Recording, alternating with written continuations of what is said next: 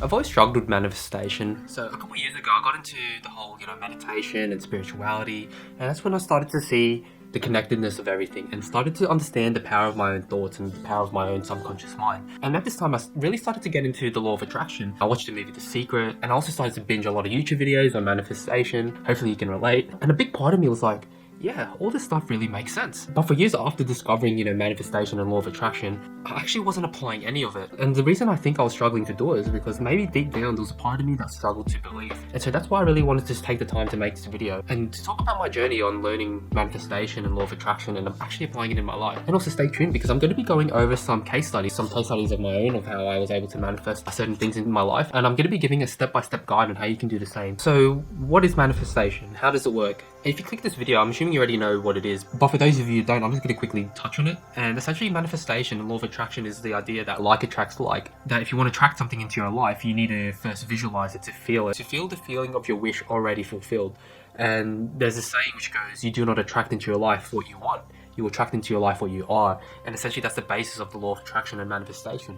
You attract what you are. You attract the frequency which you are vibrating at. And so that's why you get into the feeling of the wish fulfilled, or the feeling of what you want to manifest. So for instance, if you want to manifest more money, you get into the feeling of abundance. If you want to manifest love, you get into the feeling of feeling all the love around you already have in your life and things like that. And I know this concept sounds extremely simple, but it's easier said than done, and I can be a testament to this because I didn't apply it for years after knowing about it. And I think the biggest struggle for me is that I had trouble seeing myself in the end. Like, I could see myself in the end, but it was just the part where you have to get into the feeling that's already fulfilled. That's where I struggled at. I could barely get into that feeling, and that was my biggest hurdle of why I didn't go out into the world and try to apply the law of attraction and manifestation to work towards my dream life. And before I dive into the details of how my manifestation actually panned out, I do want to go over 5 steps that you guys need to take on your own journey to manifesting your dream goal or your reality. So number 1 is write down your goal. Make a vision board. And the manifestation, which I want to be using it as an example, is me manifesting an investment property. And one of the key things to manifestation is to, number 1, make it definite, and number 2, set a date of completion. So for instance, for me, I was like, okay, I want a house in this area. I want to have possession of the property by this date. I want this purchase price. I want this amount of bedrooms, this amount of bathrooms, this amount of garage spots, and I want this minimum sized land. And also, how I said that manifestation is about getting into the feeling of the wish fulfilled. Now I think, what is a scenario which can help me picture the feeling of the wish fulfilled? And so I made a mock email to my solicitor and my broker saying, hey, congratulations, Stephen, your purchase was successful. I think that was just like another game changer to the manifestation process. And I want to give you an analogy of why this is really important. So say you want to order a phone case online. You might go to Amazon.com, and the first thing you need to say is like, okay, what phone is the case for? And then as you're scrolling through all the different options, you may think, hey, I want this color and I want this feature. So for instance, I got the feature where I can hook this up onto my bicycle so I can use my phone while I'm riding my bike. And also once you find what you want, you get to specify the delivery date. You get to choose standard shipping or express shipping. And it's a similar way with goals. You can view your goals as you making an order to the universe or God of something that you desire. So you need to be extremely specific about what it actually is. And you also can be specific on when you want it by. And this is where most people go wrong. They are not specific enough with their intentions of what they want to manifest. And so the universe gives them anything. But if you're very specific, if you write down exactly what you want and the date you want it by, and that's going to add a lot more power to your manifestation. The universe is going to know exactly what you want and when you want it by. And so step number 2 to the manifestation process is understanding resistance. So like I said before, it took me 2 to 3 years before I actually started to apply the law of attraction. And this was because every time that I thought, okay, I want to try to manifest this amount of money or something that will change my life, I would always meet resistance. And resistance came in the form of fear. And that fear was me having a lack of belief. Lack of belief in not only in myself, but also lack of belief in the universe or God, or even the concept of manifestation itself. And what I failed to understand is that this resistance is normal. It's always going to be there.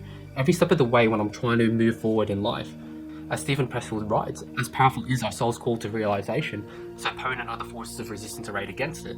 So it's important to understand when you're trying to go out into the world and manifest your dream desire, when you're able to meditate and visualize and get into the feeling that your wish is already fulfilled, that moment's not going to last forever. You're always going to, metaphorically speaking, fall from grace. Your ego's going to pull you down and tell you you're delusional, tell you that what you were visualizing and feeling is fake because that's not what the 5 senses perceive. But the trick to this is to understand that's normal. It's part of the process to have that resistance, that metaphorical demon trying to pull you down, trying to get you away from the state of faith. And this is exactly what Jesus meant when he says, blessed are those who believe but do not see. Blessed are those who believe in what they see in the vision in their own mind, in the mind's eye, what they see, the reality they see in here. but they do not see it with their five senses. Number 3 is to read your goals every day. And so I read this every single day.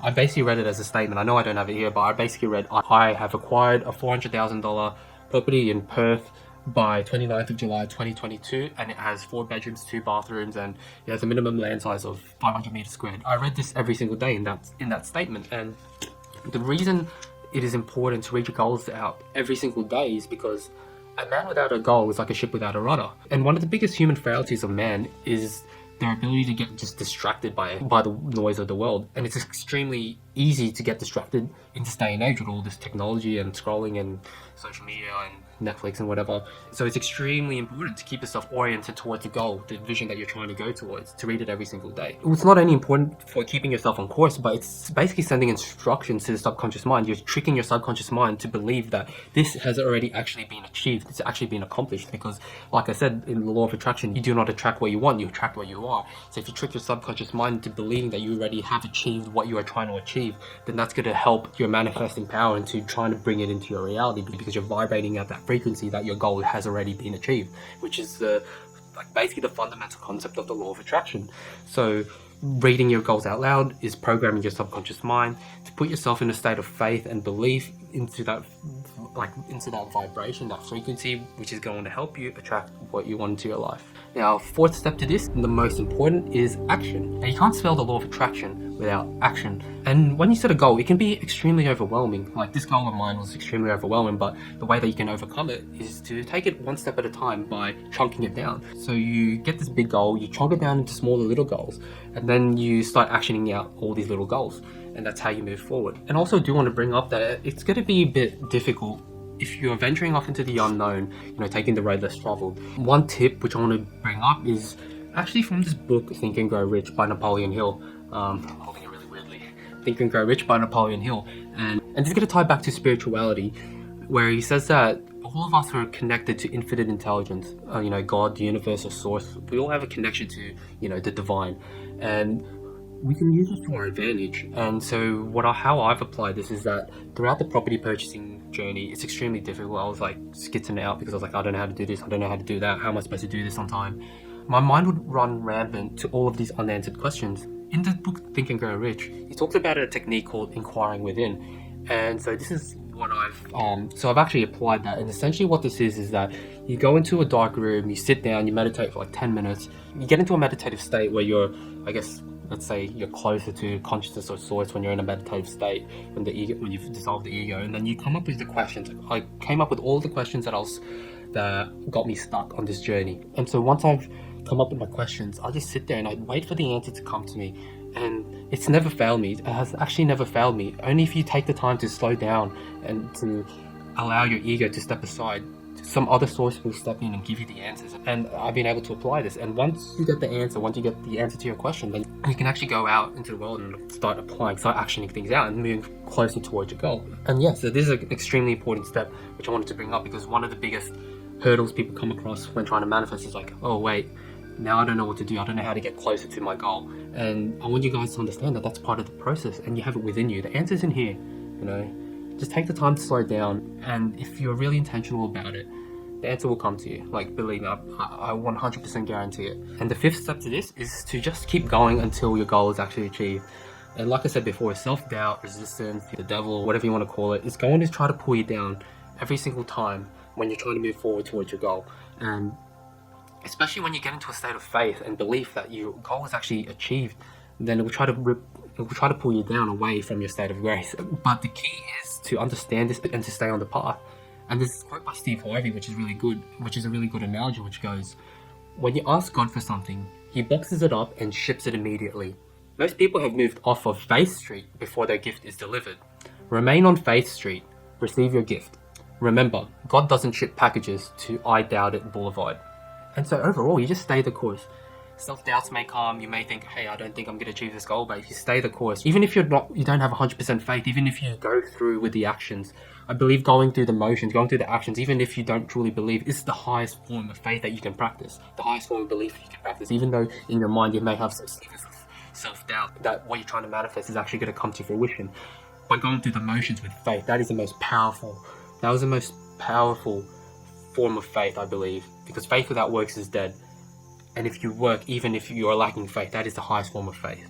So stay the course and keep going. And now I want to talk about how this journey actually looked like from A to B, because as I shared the 5 steps, it sounds pretty straightforward. But as you guys know, life doesn't usually go to plan. And there were a lot of hurdles which I've had to overcome before this actually came to fruition. And so I want to share with you guys how it actually looked like. So on the 3rd of January, 2022, I made the offer for this property and I offered $422,500. And that's a good offer because that's how much these types of houses were going for. And that offer got accepted. Now I told the banks, hey, my house got accepted. Can you have a look at it? Are you going to give me a loan for it? And they came back to me and they were like, hey, this house is not worth what you were saying it's worth. It's only worth $390,000. And this was a massive hurdle for me because if the banks say this, then I have to go and fork out that extra $32,500. And I was like, I have no idea where I'm going to get that money from. And so I thought that the sale was actually going to fall through. So now I told the real estate agent that give me more time. I need to sort out my finances because the bank said the house is only worth $390,000. And the real estate agent's like, okay, let me tell the seller. Now, the same day, before I even got to negotiate, the real estate agent just went up to the seller and was like, hey, the buyer, which is me, is having finance problems. The seller actually told the real estate agent, hey, you know what? I'll be happy to sell the house for $400,000 and the seller can just fork out that extra $10,000 instead if he's having trouble. And so that actually, when the real estate agent told me that, I didn't even negotiate, and the seller actually was like, the seller was actually the one who came up with the idea of $400,000. That actually blew my mind. And this wasn't even the end of the story, because I went back to the banks and I was like, hey, you know what? Your valuation of $390,000, I think that's unfair. I think all the houses around the area prove that this house should be worth a lot more. And I sent them a massive case study. I made an Excel spreadsheet and I had like all these samples. And a few days later, the banks actually came back to me. I was like, you know what? Okay, the house is actually worth $400,000. And also here's the proof. Here's the proof of my initial offer. And here's the proof of the new and updated selling price. This is also the proof of the original valuation from the bank, and this is also the proof for the new valuation. These are all screenshots from my emails. It actually happened to the exact purchase price which I've specified it at. And the thing that's even crazier about this is that so settlement day can happen like any time, like, the agreement between both parties, right? And so how it unfolded was that settlement date actually happened to land on the exact date which I wrote down here. And here's a screenshot below of either my solicitor or my mortgage broker who said, yep, the settlement date is on 29th of July 2022. Yeah, man, like, to see something like this come into fruition despite all those hurdles, I just don't know what to say. Like, this manifestation is actually real. I know it sounds crazy. Some people may say, oh yeah, it's coincidence, but I don't know, man, like the way that it actually unfolded and how all the pieces of the puzzle fell into place, even despite me even knowing, despite me not even seeing a possible way of how things can fall into place, and it reminds me of what Paulo Coelho writes in The Alchemist when he says, when you want something, all the universe conspires in helping you achieve it. And then, yeah, that was just probably my number one manifestation ever. Now, another one I want to talk about is YouTube. And now, lastly, I just want to go to quickly touch on this because I know this video is getting pretty long, but I want to talk about YouTube, how I manifested, my YouTube channel. And before I even started my YouTube channel, before I even started my first video, I made this little vision board for myself, which is, there's me, and it says 1,000 subscribers here. And also, I found like a picture of what the monetization email actually looks like. So, and I've just photoshopped my name. It says, congratulations, your YouTube channel, Stephen Michael, has been approved for monetization. And this is something I just saw every day. I've tried to program my mind to be like, oh yeah, I'm monetized, I've got 1,000 subscribers, I've got 1,000 subscribers. And you can see in this video, which I've uploaded, which is my most popular one, Why We Fear Our Higher Self, I uploaded it at 4 subscribers. I was getting like 0 views for all my videos. But if you see in the background, this was actually there. This was the same one. It was actually back there, even when I had 4 subscribers. And visualization is powerful, especially vision boards, man. Like, making vision boards, just seeing it every day, and having little things like this, whether it's like a screenshot or a message, which implies the feeling of the wish fulfilled, like, hey, you are monetized, or whatever you're trying to like get to. Having something that triggers that emotion or gets you to think what it would feel like is the pinnacle of manifestation. And yeah, I hope you guys enjoyed this video. Hope you guys enjoy law of attraction and manifestation. And yeah, let me know down in the comments below if you enjoyed these types of videos. And if you got through to the end, can you please leave a star emoji so I know that you got through the whole video. And also I want to invite you guys to my Discord channel. Some of you guys have already joined. I'm extremely excited to share with you guys. It's just a community of like-minded people. And we talk about cool things like the stuff that we talk about in these types of videos, like manifestation, law of attraction, and also like self-improvement, spirituality, and all those cool things. So it's definitely going to be a cool community. I'm excited to see you there. And lastly, I want to say, I love this journey. I love this journey of law of attraction and manifestation, learning about all these cool things. And I'm so, like, I really love just sharing this stuff with you guys. And also, I'm really open. Like, if you guys want to share, like, some of your own tips, which I didn't mention in this video, which have worked for you, or your own success stories, yeah, please share it down in the comments below. I'll be happy to read it, and I'm happy to get new ideas. And if you want, you can share it in the Discord channel as well. That'll be also pretty cool. And yeah, hope you enjoyed this video, and see you in the next one. Peace.